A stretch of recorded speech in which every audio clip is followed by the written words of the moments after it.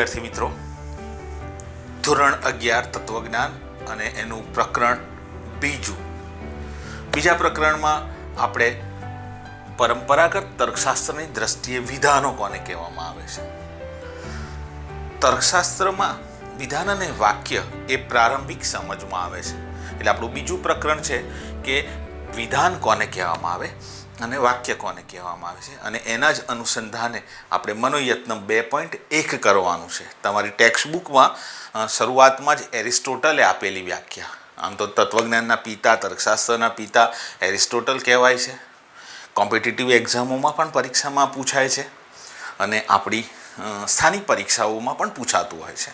તો એરિસ્ટોટલે પહેલી જ આપણને વિધાનની વ્યાખ્યા આપી છે કે કશાકના વિશે કશીક માહિતી આપતું વિધાન. બહુ સરળ રીતે કશાકના વિશે કશીક માહિતી આપતું વાક્ય એટલે વિધાન, જેની અંદર કંઈક મિનિંગ છે, કોઈક માહિતી છે, કોઈક અર્થ છે.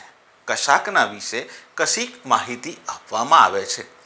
યોગ સ્વાસ્થ્ય માટે ખૂબ જ લાભદાયી છે. માહિતી આપવામાં આવી યોગ વિશે, અને શું માહિતી આપવામાં આવી? સ્વાસ્થ્ય માટે લાભદાયી છે. તો આ થયું કશાકના વિશે માહિતી આપવામાં આવે એને વિધાન કહેવામાં આવે છે. ઓકે, હવે વિધાન સાચા જ હોય એવું ન પણ બને. વિધાન સત્ય પણ હોય, અસત્ય પણ હોઈ શકે. એટલે કે વિધાનની સત્યતા બાબતે સત્ય હોવું કે અસત્ય હોવું. દાખલા તરીકે સર્વ માણસો મરણશીલ છે, સાચી વાત છે. કોઈ 100 વર્ષ જીવે, કોઈ 60 વર્ષ જીવે, કોઈ 5 વર્ષ જીવે, કોઈ 105 વર્ષ જીવે, કોઈ બોન 111 વર્ષ જીવે, પણ 500 વર્ષ જીવનાર કોઈ વ્યક્તિ અસ્તિત્વ ધરાવતો નથી. એટલે એક સર્વમાન્ય વિધાન ફલિત થયું. કયું વિધાન ફલિત થયું? કે સર્વ માણસો મરણશીલ છે. તો આ વિધાન કેવું થયું? સત્ય વિધાન થયું. એની જગ્યાએ એવું કહીએ કે ગાંધીજી અમેરિકામાં જન્મ્યા હતા. આપણને બધાને ખબર છે ગાંધીજી ઇન્ડિયામાં જન્મ્યા હતા કે અમેરિકામાં નહોતા જન્મ્યા. તો આ વિધાન કેવું થયું?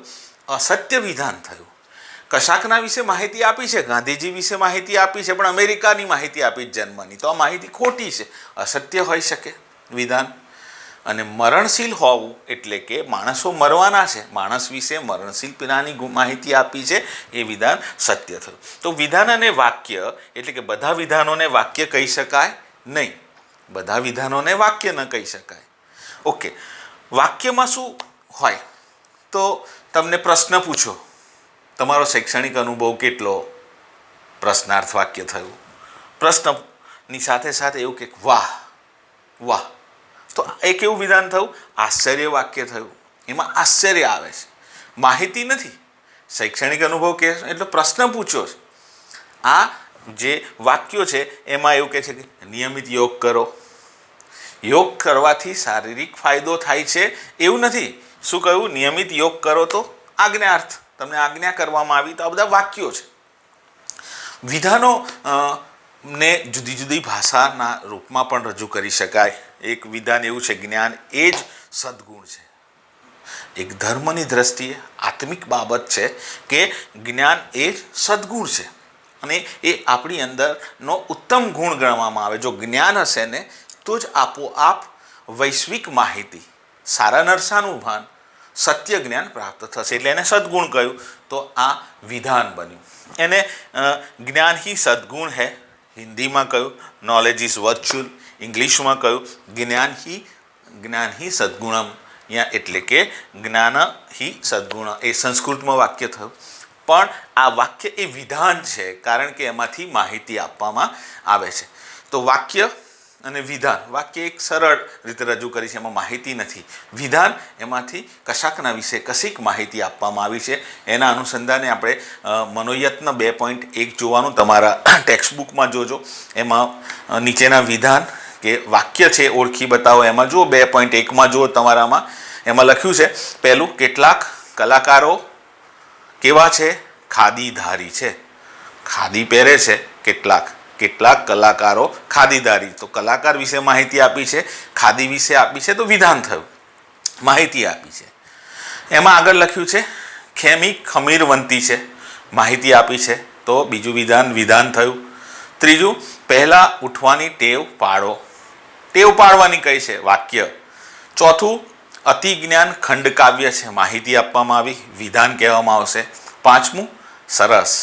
સરસ એટલે એને વાક્ય કહેવામાં આવશે. આકાશ વાદળછાયું છે. ઓકે, માહિતી આપવામાં આવી કે બહાર જોયું આકાશ તો વાદળ છે આજે તો, એટલે વિધાન થયું.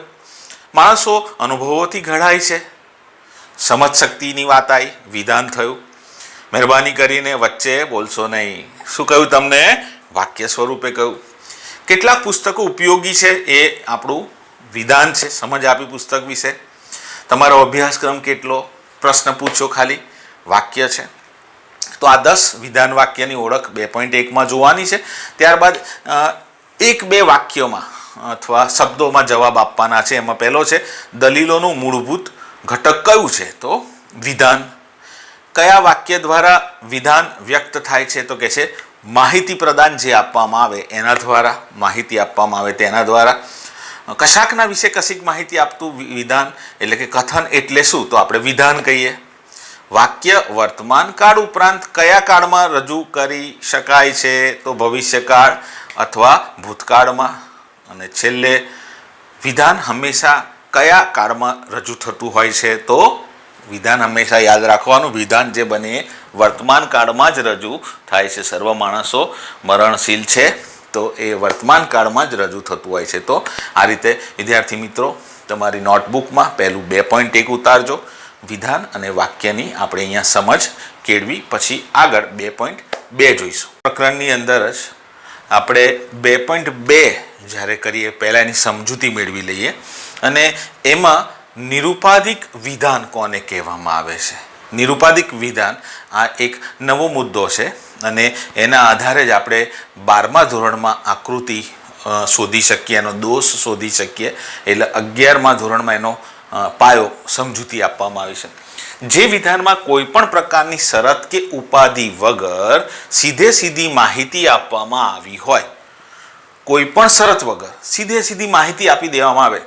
નિરુપાધિક વિધાનનો અર્થ એવો છે કે કોઈ પણ જાતની શરત વગર સીધી માહિતી આપવામાં આવી હોય. એટલે સીધી એટલે એક વિધાન એવું છે, સર્વ વડીલો માનનીય વ્યક્તિઓ છે.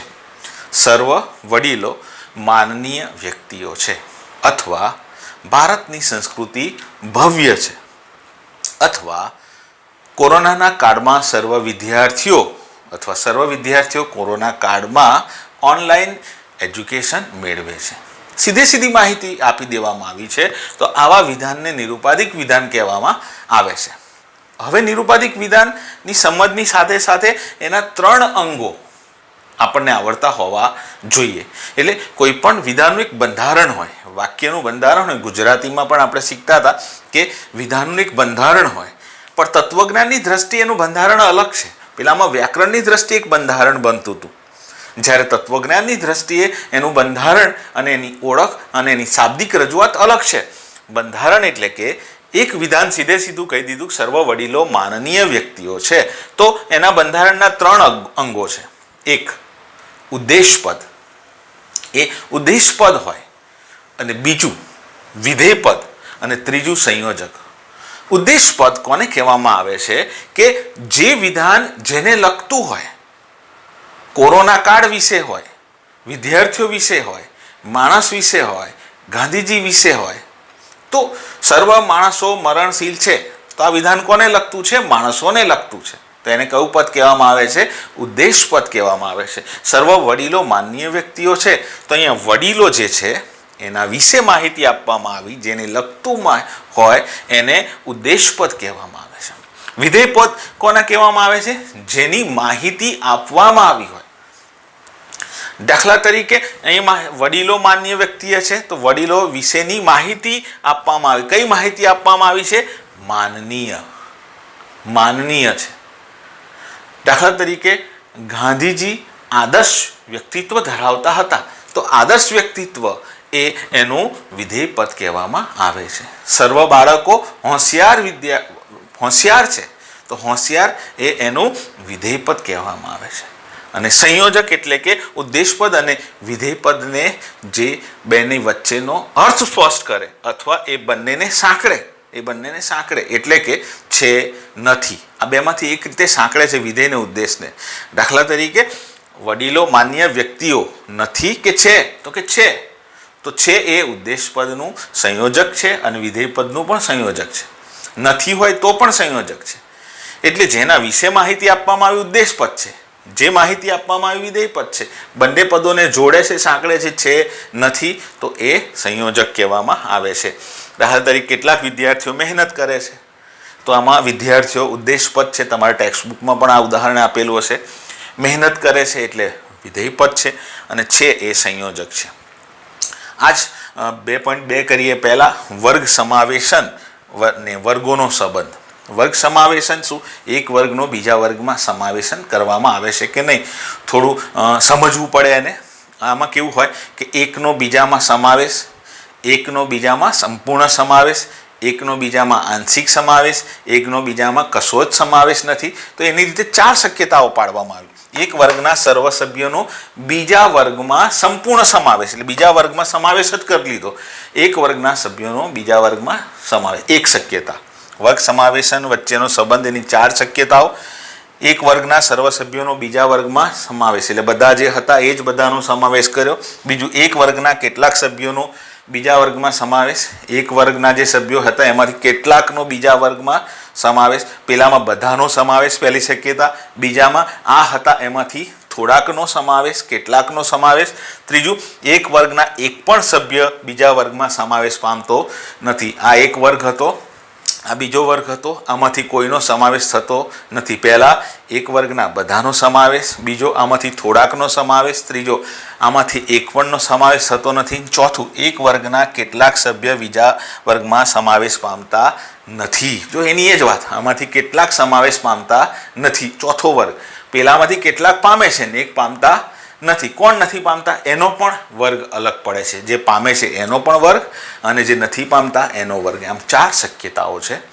અને વિદ્યાર્થી મિત્રો, આના આધારે આપણે 2.2 કરવાનું છે. એમાં પહેલાં ઉદ્દેશપદ અને વિધેયપદ તમારા ટેક્સ્ટબુકમાં જુઓ. એનો મનોયત્ન 2.2 જુઓ. સર્વ વેપારીઓ સાહસિક છે, તો વેપારીઓ એ ઉદ્દેશપદ કહેવાય અને સાહસિક એ વિધેયપદ કહેવાય. બીજું જુઓ, કેટલીક દવાઓ કડવી હોતી નથી, તો શું લખ્યું છે એમાં? દવાઓ ઉદ્દેશપદ, કડવી વિધેયપદ. ત્રીજું શું લખ્યું છે જુઓ, કોઈ પણ ક્રોધી માણસ શાંતિ પામતો નથી, ક્રોધી માણસ ઉદ્દેશપદ, શાંતિને વિધેયપદ. કેટલાક મકાન માલિકો સારા છે, મકાન માલિક ઉદ્દેશ, સારા વિધેય. સર્વ પ્રેમીઓ લાગણી પ્રધાન છે, પ્રેમીઓ ઉદ્દેશ, લાગણી પ્રધાન વિધેય. કેટલાક પદાર્થો પ્રવાહી છે, પદાર્થો ઉદ્દેશ, પ્રવાહી વિધેય. સબરી રામભક્ત છે, સબરી ઉદ્દેશ, રામભક્ત વિધેય. કેટલાક યુવાનો આશાવાદી છે, યુવાનો ઉદ્દેશ, આશાવાદી વિધેય. કેટલાક નાટકો સુંદર છે, નાટકો ઉદ્દેશ, સુંદર વિધેય. કેટલાક મંદિરો સ્વચ્છ નથી, મંદિરો સ્વચ્છ તમે લખો તો ઉદ્દેશપદ અને સ્વચ્છને વિધેયપદ. એ જ રીતે એનો બીજો પ્રશ્ન છે, એના 1-2 વાક્યમાં જવાબ આપો. પહેલો છે, કોઈ પણ શરત વગરની માહિતી આપવામાં આવી હોય તેને કેવા પ્રકારનું વિધાન કહેવામાં આવે છે? તો એ તો આપણે જોઈ પહેલી જ વ્યાખ્યા, નિરુપાધિક. બીજું, નિરુપાધિક વિધાનના આવશ્યક અંગો કેટલા? 3 જોયા, ઉદ્દેશપદ, વિધેયપદ અને સંયોજક. નિરુપાધિક વિધાન જેને લગતું હોય એને શું કહેવામાં આવે છે? તો ઉદ્દેશપદ.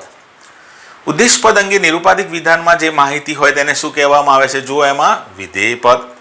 નિરુપાધિક વિધાનના ઉદ્દેશ અને વિધેયપદને સાંકળનારને શું કહેવામાં આવે છે? તો સંયોજક કહેવામાં આવે છે. આ 5મું જોયું ને તમે? જો બરાબર, અમુક વિશિષ્ટ ગુણો કે લાક્ષણિકતાઓ સમાનપણે ધરાવનાર વ્યક્તિઓ કે પદાર્થોનો સમૂહ એટલે શું? તો લખ્યું છે વર્ગ.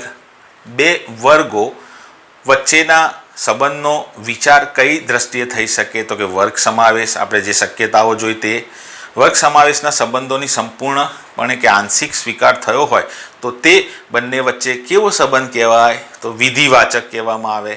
વર્ગ સમાવેશ સંબંધનો સંપૂર્ણ કે આંશિક નિષેધ થતો હોય તો એને નિષેધવાચક કહેવામાં આવે. 10મું, વર્ગ સમાવેશના સંબંધની કેટલી શક્યતાઓ છે? આપણે જોઈતી 4. હવે એના એક બે વાક્યમાં પ્રશ્નોનો જવાબ. નિરુપાધિક વિધાનની વ્યાખ્યા તો કે જે વિધાનમાં કોઈ પણ પ્રકારની શરત કે ઉપાધિ વગર સીધી માહિતી આપવામાં આવી હોય એને નિરુપાધિક વિધાન કહેવામાં આવે. નિરુપાધિક વિધાનના આવશ્યક અંગો કયા? ઉદ્દેશ, વિધેય અને સંયોજક. વર્ગ એટલે શું? તો કે અમુક વિશિષ્ટ ગુણો કે લાક્ષણિકતાઓ સમાનપણે ધરાવનાર વ્યક્તિ કે પદાર્થોનો સમૂહ, દાખલા તરીકે માનવી, માનવ. વર્ગના સભ્યો એટલે શું? વર્ગ જે પદાર્થ કે વ્યક્તિઓનો બનેલો છે તે પદાર્થને વ્યક્તિઓ કે વર્ગના સભ્ય તરીકે પણ ઓળખવામાં આવે છે. વિધિવાચક સંબંધની બે શક્યતાઓ કઈ? તો કે એક વર્ગના સર્વ સભ્યો બીજા વર્ગમાં સમાવેશ પામે, અથવા બે વર્ગ વચ્ચેના વર્ગ સમાવેશમાં સંબંધનો સંપૂર્ણ સ્વીકાર કરવામાં આવે એમ, અને બીજું એક વર્ગના કેટલાક સભ્યો બીજા વર્ગમાં સમાવેશ પામે છે. નિષેધવાચક એટલે આપણે છઠ્ઠો સવાલ, નિષેધવાચક સંબંધની બે શક્યતાઓ તો કે એક વર્ગના એક પણ સભ્યનો બીજામાં સમાવેશ નથી, અને બીજી એક વર્ગના કેટલાક સભ્યો બીજા વર્ગમાં સમાવેશ પામતા નથી. તો આ રીતે 2.2 આપણે કરવાનું છે. અને આમ નિરુપાધિક સંવિધાન કોને કહેવાય, નિરુપાધિક વિધાન કોને કહેવાય, અને એની માહિતી વિડીયો પોઝ કરીને ફરી પણ જોજો, એટલે કે 2.1 અને 2.2 સારી રીતે સમજીને આપણે લખીશું. Thank you.